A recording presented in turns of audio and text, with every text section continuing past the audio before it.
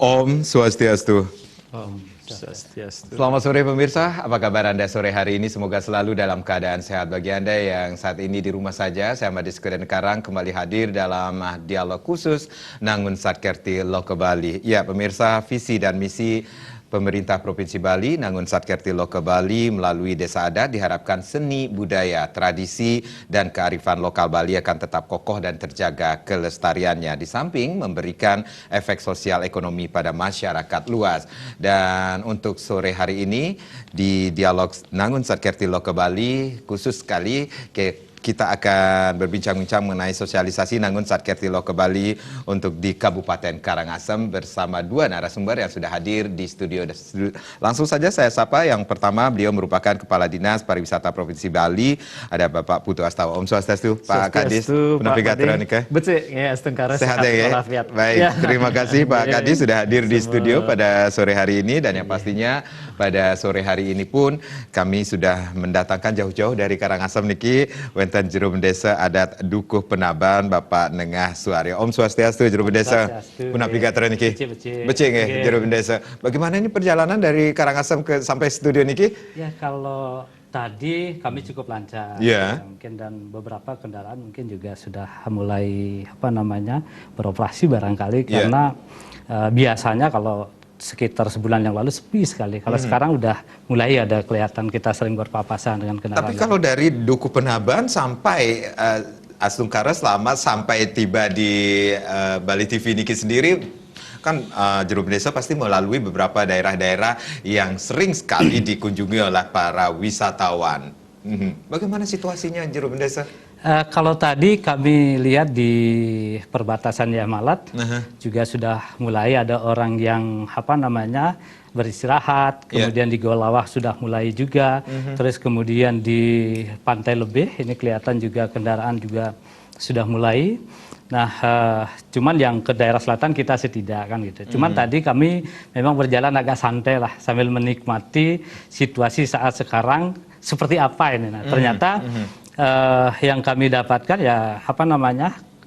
situasi di jalan sudah mulai menunjukkan ada geliat gitu ya. Iya, dari kalau kita ngomongin tentang pariwisata, nah ini Karangasem juga menjadi salah satu destinasi pariwisata yang sangat populer di kalangan pariwisata baik domestik maupun internasional tentunya, luar negeri tentunya. Nanti kita akan bahas niki sendiri dan yang pastinya sosialisasi Nangun Satkerti Loka Bali di Kabupaten Karangasem kami akan lanjutkan lagi, tapi tentunya setelah yang berikut ini.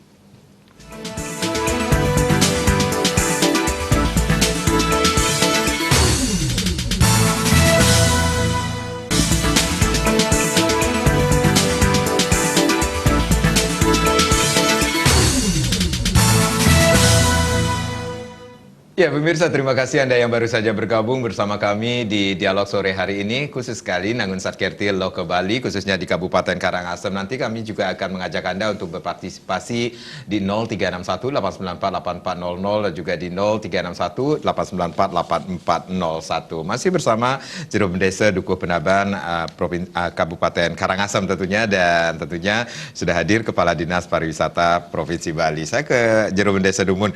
Juru Desa, kalau tadi juru Desa sudah menceritakan sekilas saja ini perjalanan dari Dukuh Penaban sampai di sini, ini geliat-geliat aktivitas masyarakat di jalanan, bisa dikatakan di jalur yang dilalui oleh juru desa ini sudah terlihat sendiri, sudah terlihat mulai ada aktivitas, bisa dikatakan demikian. Nah, kalau kita berbicara tentang potensi desa adat di Karangasem ini sangat luar biasa sekali dari sisi pariwisatanya. Kalau kita berbicara tentang desa adat Dukuh Penaban ini sendiri, potensi yang dimiliki seperti napi niki, juru desa. Kalau desa adat Dukuh Penaban sebetulnya, tapi sebelum pada potensi, kami itu sebetulnya didukung dengan kalau luas pertanian dulu ya, kami sampaikan bahwa itu luas pertanian kami kecil 31,30 hektar ini, ya, dan mungkin 50 hektarnya adalah tegalan, sehingga potensi yang ada sebelumnya itu pada perkebunan, yaitu durian yang biasa. Sehingga pada saat musim durian, itu di pinggir-pinggir jalan sudah mulai warga kami jualan durian. Niki. Nah, sehingga ada yang sudah menamakan menuju jalan durian kan begitu. Ketika musim durian, dan bahkan juga banyak dari orang-orang yang kebetulan mau menuju atau sembahyang ke Lempuyang, yang kebetulan melewati jalur itu, ya praktis mereka berhenti untuk membeli durian karena duriannya betul-betul yang dipetik itu adalah yang sudah benar-benar matang. Kalau saat ini masih ada panen durian di sana? Kalau sekarang enggak. Sekarang tidak, tetapi ada beberapa kemarin baru dibawa, mungkin tadi mana ini panennya, enggak sampai sejam sudah habis. Sudah habis. Padahal situasi kan kosong di jalan. Nah, ini tapi kami juga nggak tahu orang suka dengan durian barangkali. Nah, itu. Nah, kalau dengan pertanian yang berair, ya karena mungkin juga kondisi air yang agak di hulu barangkali sudah mulai berkurang, sehingga di bawah juga pasti mengalami dampak, sehingga kami di Dukuh Penaban itu pertaniannya hanya 6 bulan sekali ya menanam padi, tapi kadang-kadang juga tidak bisa karena musim seperti cuaca kemarin praktis warga kami tidak bisa bercocok tanam. Nah itu. Nah selain itu tentu karena desa adat mungkin dimanapun di Bali itu kan semua sudah punya potensi, terutama tentang tradisi, adat, budaya dan sebagainya. Nah kami di Dukuh Penaban beberapa tahun terakhir ini sedang menggali potensi itu untuk menjadikan waktu kemarin ya sebelum pandemi ini bagaimana kami juga membuat yang namanya desa wisata kan begitu. Nah pada saat itu yang kami miliki potensinya adalah kami juga punya tradisi namanya ngelawar Don Jepun atau nyaud. Ya, jadi ngelawar Don Jepun, ya, jadi nyaud ya itu. Jadi ini mungkin sesuatu yang barangkali baru didengar ya. Tetapi kami memiliki tradisi nyaud yang diantaranya adalah menyuguhkan lawar Don Jepun pada saat upacara-upacara keagamaan. Nah ini.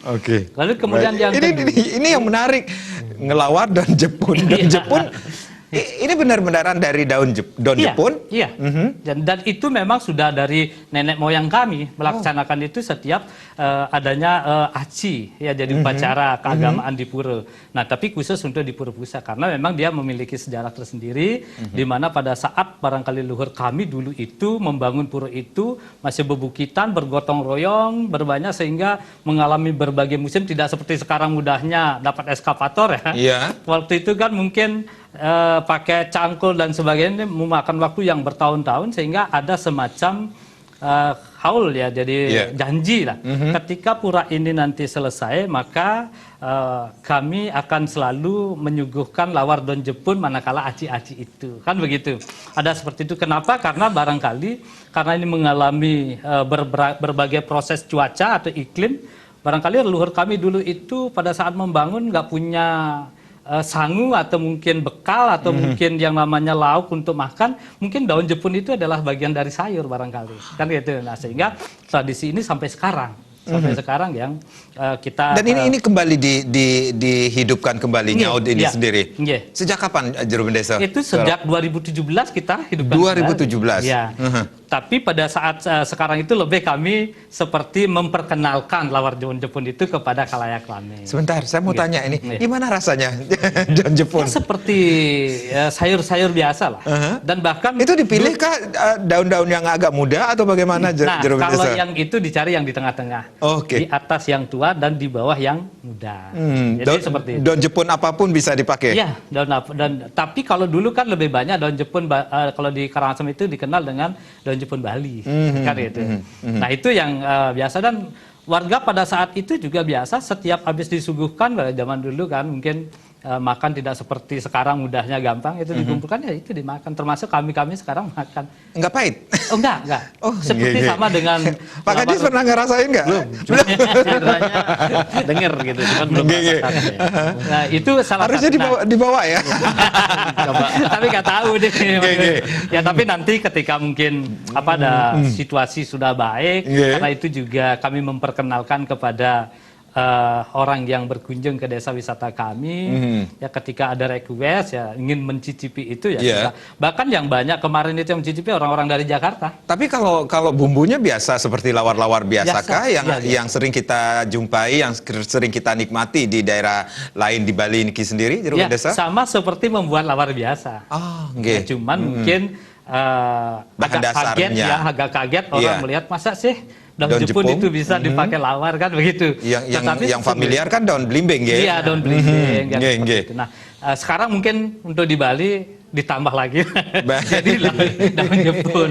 Nah, ini ada referensi lagi nih Pak Kades. Nah, selain itu potensi yang kami miliki memang ada beberapa. Kalau yang namanya berbasis desa adat kan jelas tarian sakral. Kami juga memiliki namanya tarian sakral, ada 3. Tarian kupu-kupu kuning yang mengisahkan tentang sejarah bagaimana perlawanan mungkin ya Raja Karangasem dulu ke Lombok yang ceritanya seperti itu, diikuti dengan kupu-kupu. Nah, pada saat itu kami memang meyakini bahwa itu tarian kupu-kupu kuning pada setiap kali dulu ya waktu saya masih kecil ditarikan itu memang kupu-kupunya datang ini dari atas bukit beribu-ribu dia datangnya. Ya, tapi kalau sekarang ya masih melihatnya di mana ya kupu-kupunya karena habitatnya barangkali. Jadi tarian kupu-kupu kuning ini sendiri dipentaskan setiap aci. Ya, acara keagamaan. Jadi tidak boleh dipentaskan sembarangan kah? Seperti itu? Tidak berani kami. Karena itu kan kami belum membiasakan untuk itu dan tentu apalagi sekarang ada larangan pemerintah kan mengkomersilkan tarian-tarian sakral ya biarlah orang yang ingin melihat carilah waktu kan gitu karena kami juga punya kalender event kan untuk itu. Jadi berapa personil atau berapa orang yang menarikan kupu-kupu kuning itu Juru Bendesa? Kalau tarian kupu-kupu kuning itu ditarikan oleh 12 orang. 12 orang. 12 orang laki-laki ya. Oh, laki-laki? Iya, laki-laki, bukan wanita. Laki-laki ya. Nah, ciri-cirinya memang dia pakai kepet ya, kipas ya. Kemudian juga ada pakai keris ya, karena keris mungkin itu identik dengan pada saat sejarah ya, cerita tentang kupu-kupu kuning itu. Baik. Nah, selain itu juga ada namanya tarian Canglongleng. Ya, kenapa saya pakai baju poleng? Sebetulnya kami punya tradisi ya, ada salah satu kami memiliki ide susunan ya. Beliau itu namanya Betara Gede Munggah Sakti. Ini beliaunya memang ciri khasnya adalah poleng, kemudian memiliki tarian namanya tarian Canglongleng yang mengisahkan dulu itu katanya di Dukuh Penaban, ya, jadi dulu itu di Dukuh Penaban terjadi gerubuk ya mungkin seperti sekarang pandemi barangkali. Ya. Nah, yang membuat mencekam desa ini, lalu kemudian ada seorang yang jenangannya tinggi mendapatkan semacam pawisik dengan mengatakan bahwa untuk mengusir wabah atau penyakit itu harus dilakukan dengan ngogong ide sesunan sambil berteriak ya, kemudian dengan memberikan suguhan atau semacam laban. Nah, pada mulai dilaksanakan itulah bahwa katanya ya penyakit itu dan orang warga kami itu sudah tidak mengalami perlahan-lahan sampai benar-benar tidak ada kejadian lagi. Sehingga sampai sekarang diyakini bahwa tarian itu adalah pengusir wabah gitu loh. Pengusir wabah yang pada saat itu ya. Barangkali kalau sekarang mungkin pandemi ya gerubung kalau dulu istilahnya kalau di pernahkah dipentaskan selama pandemi ini sendiri tarian Canglongleng ini sendiri? Nah, kami sempat mengajak untuk berdiskusi perjuru, cobalah kita kan mau coba karena pada saat juga ada hari raya tetapi karena ada physical distancing ya jadi pembatasan dan jaga jarak karena itu tidak bisa bersedikit ya kami juga tidak ingin mengalami hal-hal yang melanggar aturan sehingga banyak yang menyarankan walaupun tujuannya baik kan begitu tetapi nanti menimbulkan permasalahan kan menjadi tidak baik. Astungkaro ini segera berlalu ya dan kita bisa menyaksikan bagaimana penampilan tarian Canglongleng ini sendiri ya Juru Bendesa. Iya, mudah-mudahan. Nah, terus yang lain kami yang sebetulnya sedang menanjak ini ya image-nya itu adalah kami membangun desa adat ini ya, desa adat membangun Museum Pustaka Lontar. yang mana lontar-lontarnya itu adalah lontar-lontar daripada masyarakat yang kami miliki, yaitu di Desa Adat Dukuh Penaban. Nah, ini sebetulnya awalnya adalah misinya adalah pelestarian. Ya, jadi ya, masalah pelestarian bukan pada profit oriented, tapi dalam perjalanannya sebagai penunjang desa wisata justru menjadi brand ya. Brandingnya adalah Dukuh Penaban menjadi Museum Pustaka Lontar. Dan bahkan kunjungannya kemarin ya per 31 Desember 2019 sudah mencapai 9.763 dari tahun yang lalunya adalah 3.500. Ini cukup mengalami. Jadi saat ini memiliki apa bisa dikatakan ini di Museum Pustaka Lontar ini berapa koleksi? Koleksi. Ya, kalau yang sudah terregistrasi ya, karena ini kan banyak lontar warga yang belum kita konservasi karena niki masih ada dalam bodak kan gitu ya, ada tempat-tempat itu. Jadi yang sudah kita registrasi dan kita sudah konservasi itu sebanyak 315 cakep. Ya dari berbagai judul naskahnya lah nih.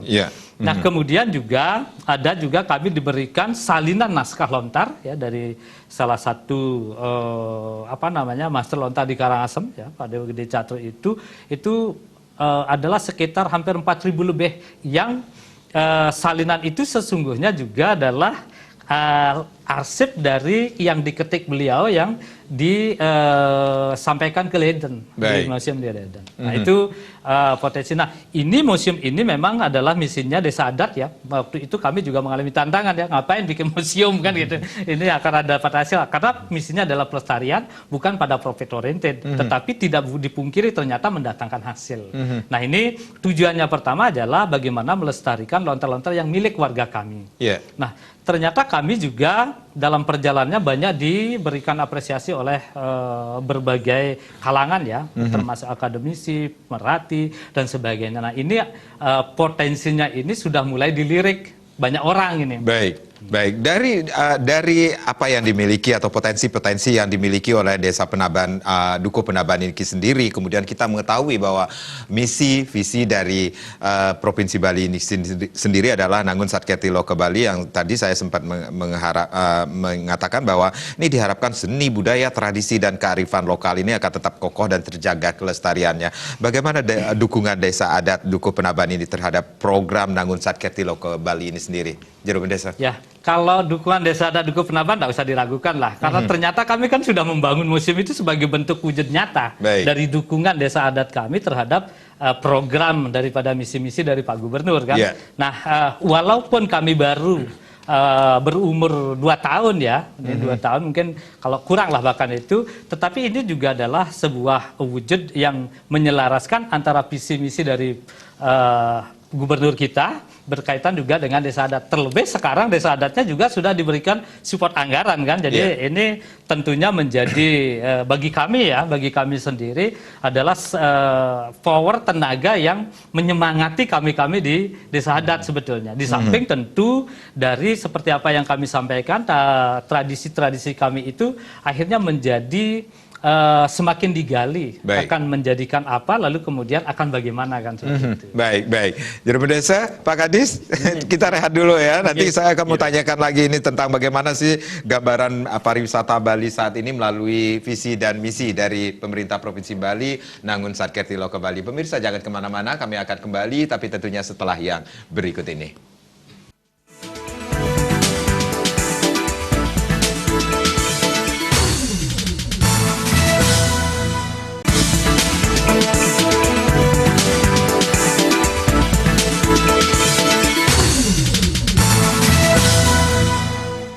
Ya, terima kasih Anda yang masih bersama kami sosialisasi Nangun Satketi Loka Bali di Kabupaten Karangasem. Sebelum saya lanjutkan lagi perbincangan bersama Kepala Dinas Pariwisata Provinsi Bali dan juga ada Juru Desa Adat Dukuh Penaban, kami ingin informasikan jangan lupa untuk mengikuti polling yang sudah kami laksanakan, dan jangan lupa juga banyak sekali hadiah-hadiah yang dipersembahkan nantinya. Silakan ikuti polling yang sudah boleh Anda ikuti mulai saat ini. Dan saya akan lanjutkan lagi ini perbincangan bersama Kepala Dinas Pariwisata Provinsi Bali, Pak Kadis. Kalau tadi kita juga kaget juga ya mendengar potensi-potensi yang dimiliki oleh Desa Adat Dukuh Penaban ini sendiri. Yang menarik sekali ini ada Gelawar Don Jepun atau Nyaud ini sendiri. Betul. Apakah pahit seperti itu? Sebenarnya pengen nyicipin seperti itu.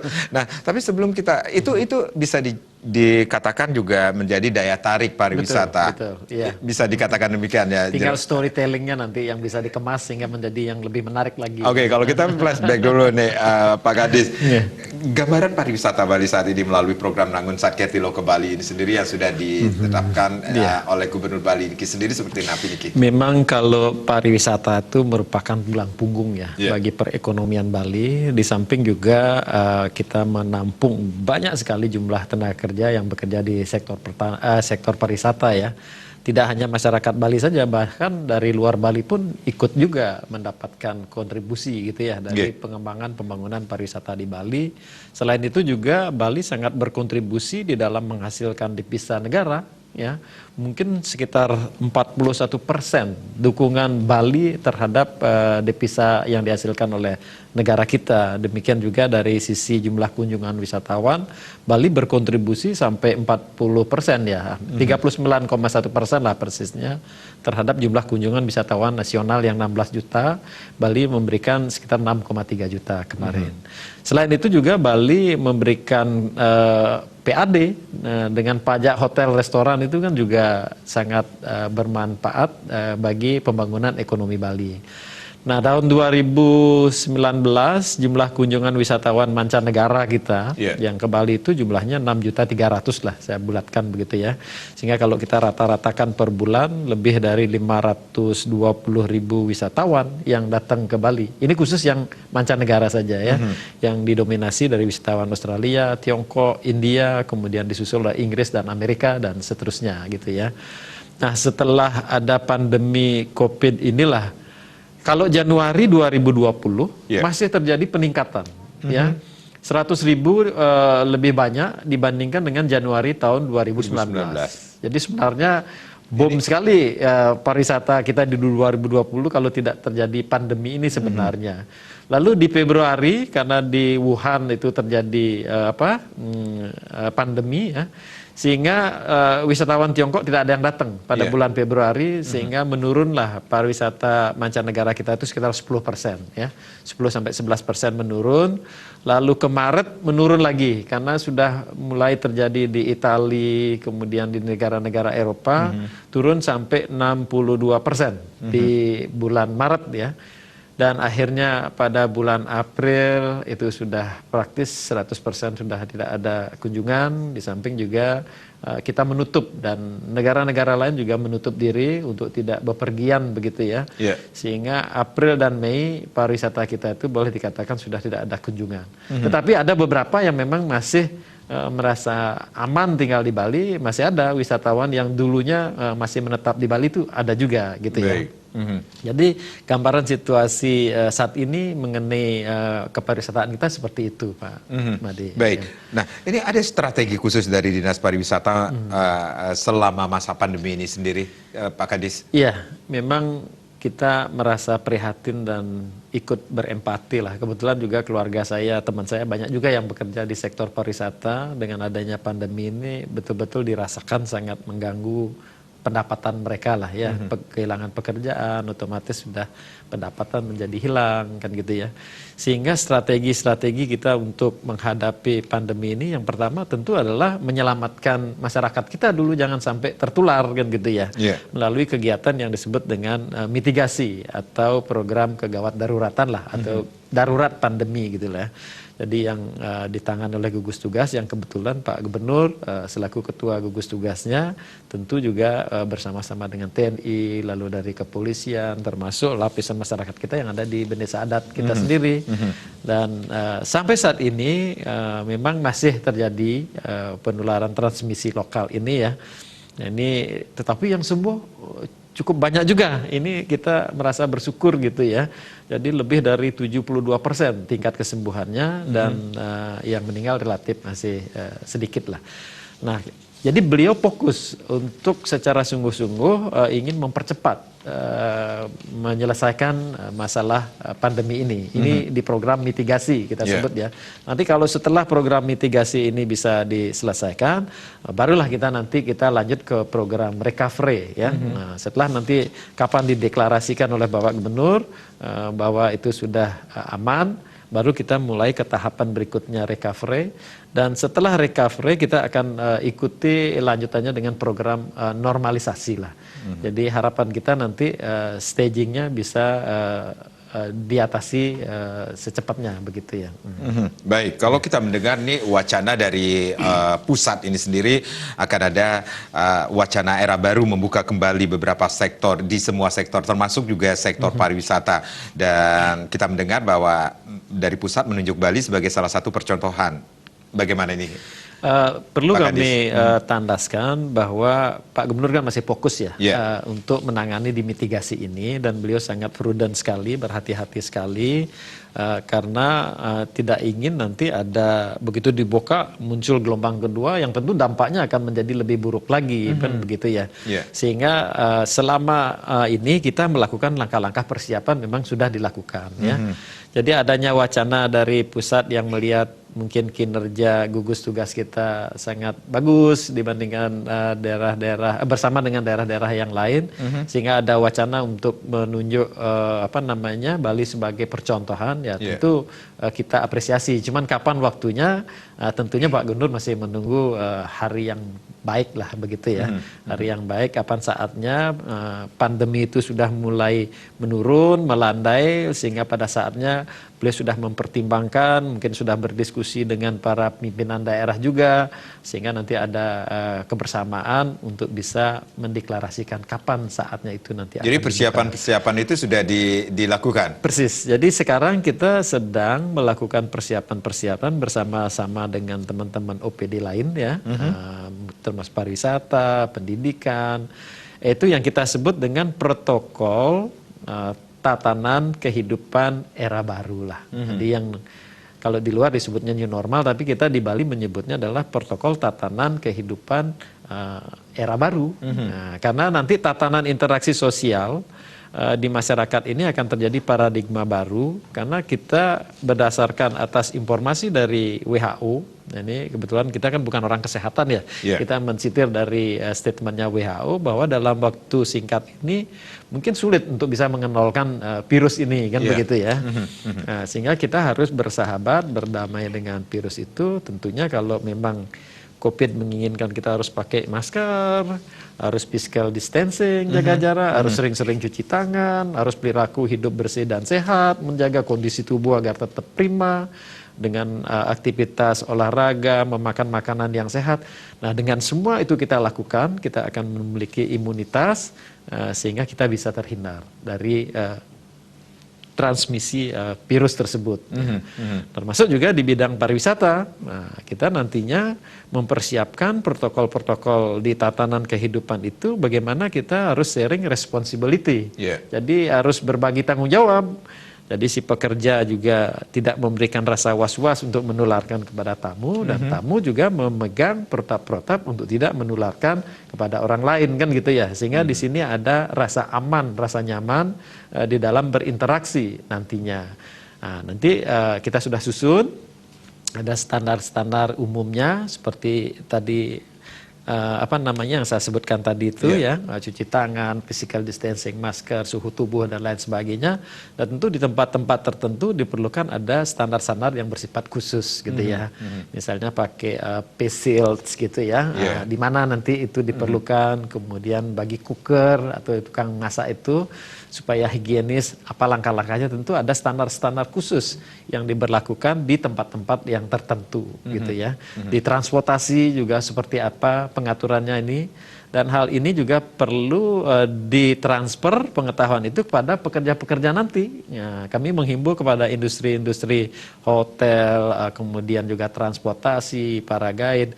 Dari sekarang mereka harus bersiap-siap untuk meningkatkan kapasitas pekerjanya agar bisa melaksanakan prosedur protokol-protokol itu yang saya maksud tadi, tatanan Bali era baru itu. Jadi bisa dikatakan intinya protokol kesehatan perlu dipersiapkan sejak dini, sejak wisatawan mendarat dari bandara, kemudian sampai mereka balik lagi balik lagi. Jadi semuanya itu kita tuangkan di dalam tatanan standar-standar agar bisa diikuti secara tertib, gitu ya, secara disiplin, gitu ya, supaya kita bisa aman lah, gitu. Baik. Kalau kita berbicara tentang protokol tatanan kehidupan era baru yang sudah dipersiapkan dalam bidang pariwisata ini, kita tidak memungkiri ketika Astungkara ada pariwisata kemudian menggeliat lagi, pulih kembali, kemudian mereka akan datang berkunjung ke beberapa daerah, mungkin salah satunya ke desa wisata Dukuh Penaban ini sendiri. Nah, Jerum Desa ini, kesiapan desa adat Dukuh Penaban ini bila mana penerapan protokol tatanan kehidupan era baru ini benar dilaksanakan, di mana desa adat Dukuh Penaban ini merupakan salah satu tujuan wisatawan. Bagaimana kesiapannya ini sendiri? Ya. Jadi kami menyadari, jadi satu, kami juga punya Pokdarwis, kemudian Pokdarwis juga kebetulan juga ada sebagian pengurus desa yang masuk di sana, bahwa apa yang mereka ikuti selama ini, perkembangan informasi, bagaimana nanti akan menyambut era baru. Ya, tentu kami juga sebetulnya sudah melakukan langkah-langkah persiapan di tengah pandemi ini. Misalnya kami saat sekarang ya, sekitar beberapa hari terakhir ini, kami sedang melengkapi museum itu dengan 6 wastafel ya, tambahan ya. Sehingga di tempat kami sekarang sudah memiliki 10 wastafel ini. Karena yang dipersyaratkan adalah barangkali ke depan ya, itu akan kita harus sering-sering cuci tangan, sehingga karena ini juga mungkin banyak yang akan berkunjung, sehingga tidak juga menjadi berdesak-desakan, karena juga mungkin jaga jarak ini akan tetap diberlakukan, kan seperti itu. Sehingga sarana dan prasarana itu kami sudah melakukan itu untuk menyambut kesiapan ketika memang sesuatu yang baru yang ke depan ini akan kita dapatkan atau yang terjadi, ya kami sebetulnya sudah siap.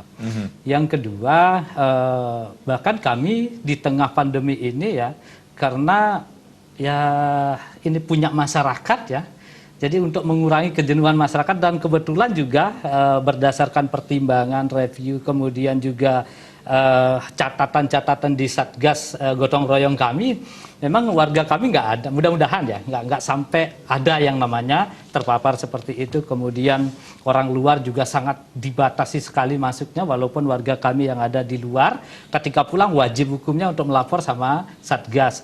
Nah, dengan kondisi itu kami bisa melakukan hal-hal kecil ya, beberapa jam untuk mengurangi kejenuhan, sehingga kami arahkan masyarakat untuk membantu membangun atau membuat yang wastafel seperti itu. Dan kemudian juga di tempat-tempat seperti parkiran dan sebagainya yang biasa dipakai, kami sudah melengkapi hal itu. Nah, selain itu juga karena sekarang kita sadar bahwa ketika dalam ruangan ini akan sangat riskan, ya sementara kami di Museum Pustaka Lontar itu kan arealnya terbuka. Jadi kami ada di lahan 1,5 hektar di perkebunan kelapa sebetulnya nih. Ya, jadi bukan gedung yang mewah, tetapi lebih pada seperti bangunan zaman dulu itu yang kami kemas. Nah, sehingga kami berpikir bahwa nanti orang akan lebih banyak mencari oksigen kan. Kebetulan kami ada di desa, terus kemudian jauh dari keramaian, ya. Kemudian juga kami memiliki koleksi kan nggak mungkin di dalam satu ruangan, sehingga kami sudah antisipasi dengan digitalisasi, sehingga nanti mereka bisa melihat atau mungkin ya katakanlah agak mengatur jarak, atau kami yang mengatur nanti tempat-tempat mungkin komputer ya, untuk mereka melihat koleksi-koleksi, sehingga aman untuk berkunjung ke Museum Pustaka Lontar ini. Baik, luar biasa sekali. Pak Kadis, berarti sosialisasi terhadap kesiapan dari dunia pariwisata untuk menuju protokol tatanan kehidupan era baru ini juga sudah dilaksanakan ke 8 kabupaten kota di Denpasar, di Bali ini sendiri, yang notabene yang akan dikunjungi oleh para wisatawan nantinya. Ya, kita perlu malahan saya melakukan webinar ya dengan teman-teman industri untuk edukasi, kemudian saling sharing informasi untuk mengambil langkah-langkah persiapan supaya jangan nanti begitu dibuka mereka belum siap, kan kita tidak inginkan. Mumpung masih ada kesempatan sekarang, kan bagus sekali untuk bisa melatih kepada pekerja-pekerja. Rencananya saya besok juga akan turun ke beberapa tempat. Jadi seolah-olah saya akan simulasi lah, jadi tamu seperti apa nanti di suatu tempat itu akan diperlakukan saya misalnya, sekaligus untuk mengecek lah gitu ya kesiapan mereka nantinya gitu ya. Mumpung ada waktu gitu ya. Jadi sosialisasi itu juga sudah dilaksanakan jauh-jauh hari ya untuk protokol tatanan kehidupan era baru ini sendiri. Baik, Juru Desa, untuk memutus mata rantai COVID-19 ini sendiri, kemudian mengantisipasi masuknya oknum-oknum yang mencoba memanfaatkan situasi ini, adakah Dukuh Penaban ini sendiri membentuk peraram khusus untuk menanggulanginya? Kami percaya apa yang diinstruksikan sama Gubernur dalam hal ini membentuk Satgas Gotong Royong pencegahan COVID-19 ini, kami maksimalkan itu. Baik. Karena ketika aturan yang terlalu banyak sama saja dengan mengikat diri kita sendiri juga nanti akan menimbulkan persoalan baru lagi. Nah, ketika memang mungkin ya sampai sekarang syukur tidak ada masalah kan begitu. Jadi ketika Satgasnya memang mengatakan bahwa itu penting peraram, ya kami lakukan itu. Jadi ada tahapan lah. Sehingga sampai dengan sekarang itu kami melakukan pengawasan ya, pencegahan di wilayah kami itu ya melalui Satgas Gotong Royong itu. Nah kemudian juga Satgas ini juga saat sekarang sudah dilengkapi dengan protokol yang memang seharusnya ya. Bahkan kami sendiri di warga kami sekarang sudah mulai terbiasa ke sawah pun pakai masker ini.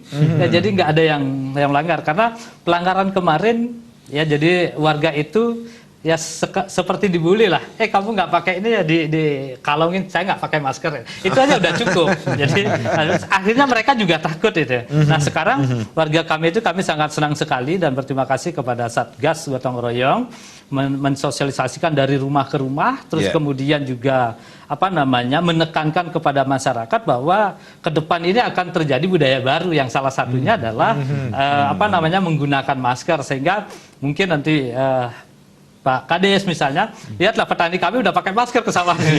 Cuman sampai di sawah mereka lihat, oh kalau enggak mungkin agak diturunin karena ini kan sirkulasi pernapasan juga kan. Nah tapi kalau mereka di jalan, kalau warga kami tanda kutip yakin 100% bahwa itu sudah menggunakan masker. Jadi bisa dikatakan ini keterlibatan lembaga desa adat dalam mengawasi masyarakatnya yang berpotensi untuk penyebaran COVID-19 ini benar-benar dilaksanakan, diterapkan di desa adat Dukuh Penaban ini. Iya, karena memang kami yang memiliki kekhawatiran sendiri kan, seperti apa yang dikatakan, jangan sampai kami yang memberikan penyakit orang lain atau kami diberikan penyakit orang lain. Ini yang kita selalu tekankan kepada Satgas. Satgas kemudian mensosialisasikan, bahkan sosialisasinya itu waktu awal-awal menggunakan loudspeaker setiap jam 6 pagi sambil trisandi, kemudian datang ke rumah-rumahnya. Nah sekarang kami bersama Satgas sedang merancang gerakan warga membuat wastafel massal ini. Jadi masing-masing rumah tangga wajib menyiapkan wastafel di depan rumahnya. Ini yang sedang kami rancang ini. Ya, jadi seperti itu sehingga nanti ada kesinambungan seperti apa yang dikatakan adalah budaya baru, cuci tangan yang lebih sering kan begitu. Iya, budaya baru, dan ini bisa menjadi bisa dikatakan untuk menuju desa wisata yang nantinya akan dikunjungi oleh para wisatawan nantinya, Juru Desa. Betul. Jadi, dan ini keterlibatan para masyarakat juga sangat berperan di sini. Betul. Bagaimana dengan keterlibatan para Yowana di sini, Juru Desa? Yowana ini adalah ring kedua. Ya, jadi Satgas yang pertama, terus kemudian Satgas membutuhkan tenaga, pasti Yowana. Ya. Kadang Yowana juga sendiri menanyakan kapan nih nyemprot disinfektan gitu.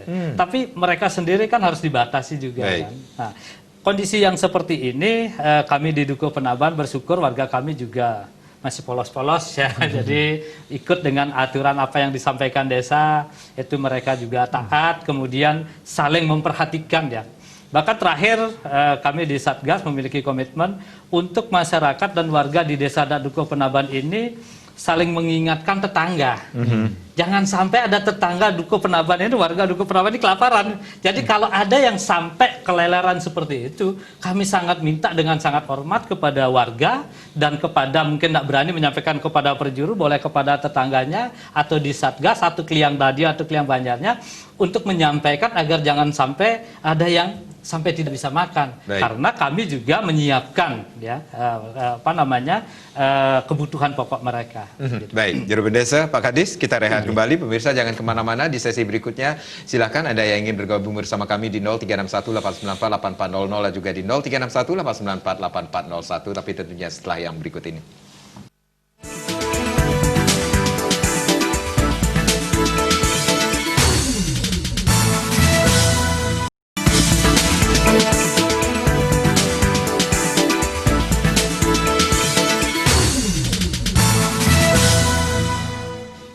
Pemirsa, di sesi yang terakhir ini silakan Anda yang ingin berpartisipasi di 0361 894 8400 dan juga di 0361 894 8401. Jangan lupa untuk mengikuti polling berhadiah Nangun Satkerti Loka Bali dengan menjawab pertanyaan yang sudah dipersiapkan. Tentunya banyak sekali hadiah-hadiah yang bisa Anda raih untuk Anda tentunya. Baik, kita akan lanjutkan lagi kalau kita berbicara tentang silakan Anda yang ingin bergabung bersama kami, lain sudah kami buka tentunya. Masih bersama Kepala Dinas Pariwisata Provinsi Bali dan juga ada Juru Desa adat Dukuh Penaban Karangasem niki. Pak Kadis, kalau kita berbicara tentang kesiapan dari protokol tatanan kehidupan era baru ini, seandainya Bali ditunjuk ini sendiri berarti sudah benar-benar siap dilaksanakan. Jadi sekali lagi supaya masyarakat juga jangan bingung bahwa untuk kondisi saat ini Bapak Gubernur masih fokus ya untuk menangani masalah COVID ini secara sungguh-sungguh, secara serius agar betul-betul virus ini bisa aman melandai kan gitu dulu ya. Iya. Nah ini yang menjadi fokus beliau dulu. Bapak Gubernur adalah tentang kesehatan masyarakat. Ya itu Betul. yang pertama. Tetapi nanti kalau memang sudah saatnya itu sudah aman dan sudah ada restu ataupun komando dari Pak Gubernur silahkan dibuka, kita sudah siap. Nah ini yang kita maksudkan gitu ya. Nah, jadi dari persiapan-persiapan ini kami sangat intens sekali dengan teman-teman industri dan kabupaten kota untuk mendapatkan masukan, saran, pertimbangan begitu ya. Baik, Benten Pak Ketut dari Tampak Siring Gianyar Riki yang sudah bergabung Om Swastiastu. Selamat sore Pak Ketut. Om Swastiastu, Bapak Narasumber, Swastiastu, Kepala Dinas Pariwisata Provinsi Bali. Saya senang mendengar itu ilmuannya, baik dari Bapak Benesaunya, saya senang mendengar itu. Ya, tapi kalau masalah anunya ini, kalau COVID-19 ini perlu dengan kesabaran dan ilmuwan pemerintah itu harus tetap kita menjaga ketertiban, di samping itu tidak boleh cuek. Tapi isinya ini yang penting betul-betul disiplin menjalankan tugas untuk diri di samping orang lain. Yeah. Tapi dasarnya ini memang betul-betul daging ayam, daging alam ini tidak mungkin bisa ada memprediksi karena daging alam. Ciptaan itu Sang Widiwasa Tuhan Maha Esa. Ratusan yang widiwasa nengal dijaga tersaminkan weter sabenikau surya chandra bintang-bintang di satu mahang wisesa pati hurip di satu saat nengal denen tadi yang teman so ini kirang lakung teman-teman yang baik. Gunung Agung, Gunung Lempuyang, Kirang Langkong, Singampura. Pak Ketut dari Tampak Siring ini himbauan bisa dikatakan ini harus kesabaran, kemudian ikuti himbauan itu yang terpenting ya Pak Ketut ya. Apalagi Pak Kadis sudah mengatakan bahwa fokus utama dari Gubernur Bali sekarang adalah fokus bagaimana masyarakat dalam bidang kesehatan terlebih dahulu ya. Iya. Pak Kadis. Iya, sambil jalan kita memikirkan skenario ekonomi nanti pada saat yang tepat, pada hari yang baik dan itu pun juga akan dilakukan secara bertahap. kemudian juga selektif dan terbatas gitu ya. Baik. Jadi tidak dibuka open begitulah nantinya. Tapi yang sekarang ini mari kita fokus dulu biar betul-betul tidak ada transmisi lokal dulu supaya masyarakat kita tuh juga bisa fokus untuk mengendalikan ini gitu ya. Baik. Nah, karena kan kita semua tidak mau nanti kalau setelah dibuka ada gelombang kedua. Nah, ini yang akibatnya juga akan tidak baik bagi Bali. Ya, apalagi Pak Kadis sudah menyampaikan bahwa ini fokus dari Bapak Gubernur ini sendiri dari program mitigasi, kemudian recovery, kemudian normalisasi itu yang akan dilakukan tentunya. Baik, terima kasih Pak Ketut di Tanpa Siring Gianyar Niki sendiri, dan ya pastinya banyak sekali wacana tatanan atau protokol tatanan kehidupan era baru. Kalau banyak yang bilang ini wacana era baru, kemudian membuka kembali sektor pariwisata, ini sering didengar, dan Nusa Dua menjadi salah satu prioritasnya ini sendiri. Ini bagaimana Pak Kadis? Ya, nanti kalau umpamanya itu pada saatnya sudah dinyatakan aman, kemudian sudah ada perintah kan gitu ya, kenapa tidak begitu ya? Karena memang kita kan melalui terbatas, selektif, kemudian juga harus bertahap kan gitu ya. Saya kira menjadi satu pertimbangan nanti yang bisa kita ajukan ke Bapak Gubernur, beberapa opsi-opsi lah. Termasuk ada beberapa opsi-opsi lain lagi yang bisa supaya betul-betul nanti Bali itu memulai dengan yang baik lah nanti jalannya gitu ya. Itu yang kita harapkan bersama gitu ya. Jadi perlu kehati-hatian lah prinsipnya supaya tidak menimbulkan dampak-dampak yang tidak baik nantinya. Gitu. Baik, Pak Kadis, selama ini kan program mitigasi menyelamatkan masyarakat dulu, khususnya masyarakat Bali dari sisi kesehatan bisa dikatakan demikian, tetapi tidak menutup kemungkinan ini kesiapan di dunia pariwisata juga sudah benar-benar dipersiapkan juga. Memang ini pilihan-pilihan yang dua-duanya tidak enak begitu ya. Jadi mana yang harus didahulukan gitu. Jadi kita harus sama-sama simultan lah kita pikirkan. Ya, urusan perut juga kita pikirkan, urusan kesehatan juga harus kita pikirkan. Mensinkronkan inilah untuk bisa dicarikan formula yang betul-betul pas lah. Pak Gubernur ini sudah luar biasa lah beliau memikirkan itu.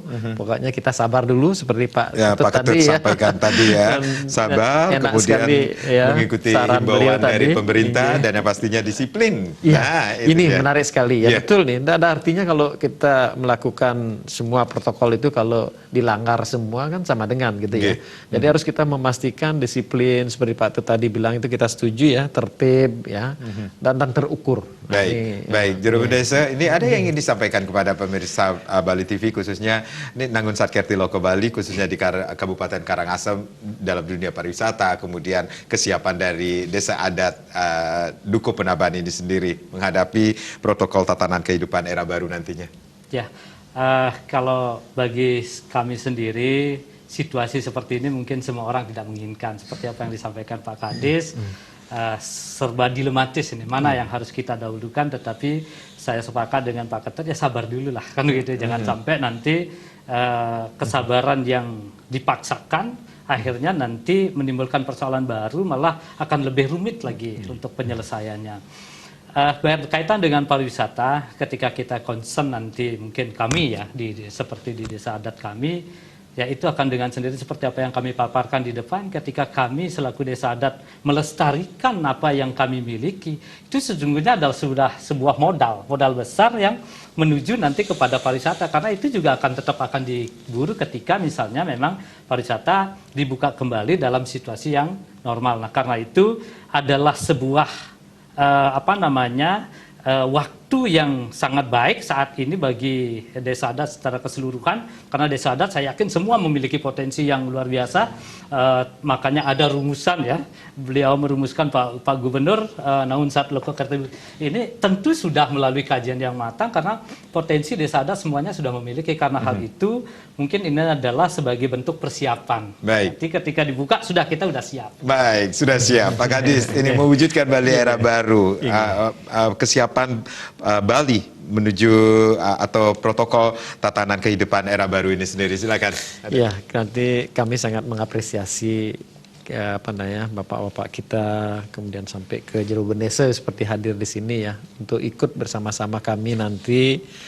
Kita kan one island one management ya, jadi menjaga supaya Bali secara utuh, terutama di dalam mendisiplinkan masyarakat. Saya kira di Bali sudah bagus sekali, ya, ini tolong dipertahankan, sehingga kalau sudah disiplin, sudah tertib, saya yakin ini akan selamat lah kita gitu ya. Baik. Dan teman-teman kita juga di industri pariwisata pada kesempatan yang baik ini kami juga menghimbau agar bersiap-siap lah untuk melatih pekerja-pekerjanya sehingga pada saatnya declare untuk dibuka mereka sudah siap gitu ya. Pak Kadis, terima kasih Jero Bendesa. Matur semua. Hati-hati di jalan, tetap jaga kesehatan nanti. Baik, semua sekali lagi. Sahabat Iya. Diskusi Negara, terima kasih. Sampai jumpa.